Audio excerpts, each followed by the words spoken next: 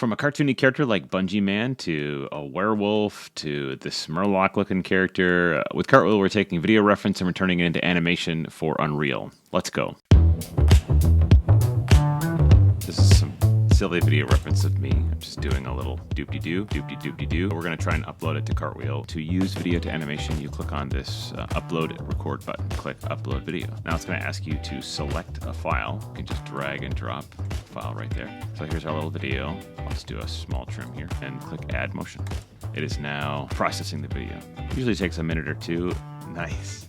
Cool. There is my animation. You can click on this to make it a little bit bigger. Sweet. I love the auto captioner we have. It's pretty smart. It's funny. Man walking on stone bridge. Yep, that's pretty accurate. Cool. So now that we've done that, I would like to download this and put this into Unreal. Download button right here. Select FBX. We're going straight into Unreal, so we're going to change this to Unreal and click download. Open up Unreal, import Man on Stone Bridge. Make sure to check this use pipeline defaults and hit import. We have, this is the animation. Looks great. I like to rename the skeletal mesh silly walk. Okay, I'm gonna add Axel to my scene, create a level sequence, add Axel to this level sequence. We're gonna add the animation. There you go. Sweet, it's looking nice. I'm going to put a control rig on him, go add feature content pack, third person. And what that gives me is I have a new characters folder, and in the characters folder under mannequins, rigs, we now have this CR body mannequin control rig. So right now it's set up for the mannequin. What we're gonna do is change the preview mesh to SKM silly walk. There, so now that control rig is mapped to Axel, which is great. Save that, close it. I'm gonna add this control rig, click on layered and add body mannequin control rig. Cool. So now that control rig is applied to Axel. If I want to make some adjustments, I'm going to delete that. We want to have Axel leaning back a little bit. It's a little bit more exaggerated walk. Cool, so that is how we get some animation on Axel. But what most people want is they want to put Cartwheel animation onto their character. For this, I'm gonna use BungeeMan. BungeeMan is this really cool character you can download for free. It's created by Jeremy Passerin. It has an awesome control rig on it. So I'm gonna download that and add it to my project. Cool, so now we got BungeeMan in the shot, and I want to retarget this Axel animation onto BungeeMan. So I click on Silly Walk and go Retarget Animations. And target skeletal mesh, we're gonna pick BungeeMan in here. There it is. And just select the animation sequence for Silly Walk. When you're ready, hit Export Animations. This is the animation sequence of BungeeMan, which is a little bit more of a cartoony character. Look, it's already set up with a layered control rig, that's sweet. So now if I just add animation, I can pick the animation and it's already set up for us. Another thing BungeeMan has, which is really powerful, is instead of using this layered control rig, I'm just going to delete this, delete the animation too. Instead of using that, I'm going to apply BungeeMan's control rig.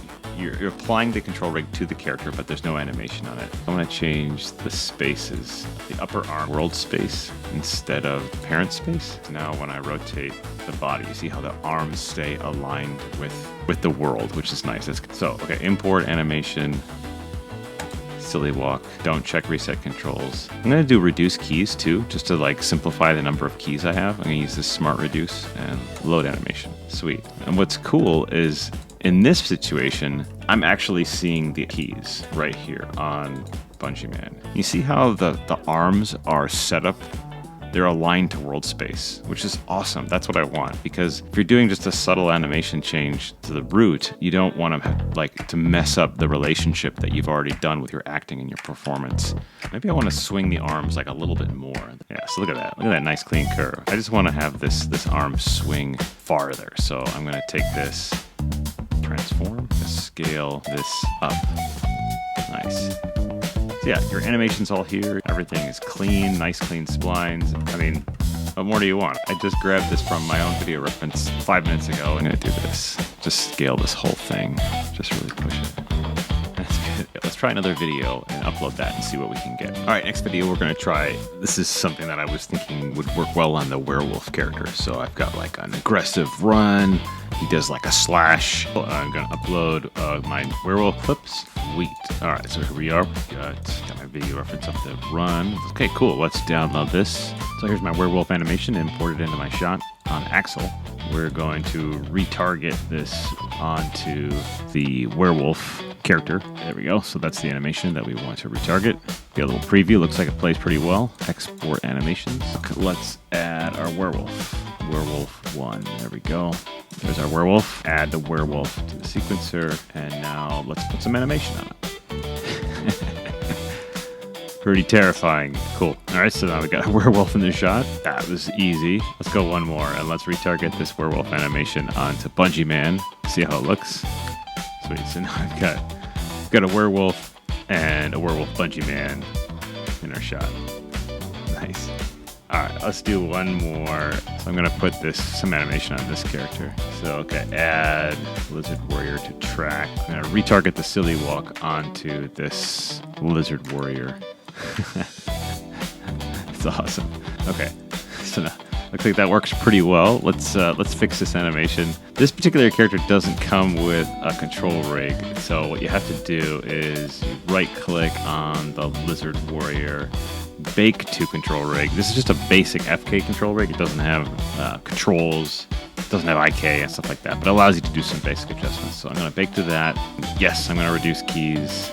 Create. Okay, so now his animation, I can actually see the keys on the animation on this control. This elbow control right there, lower arm, this control right here.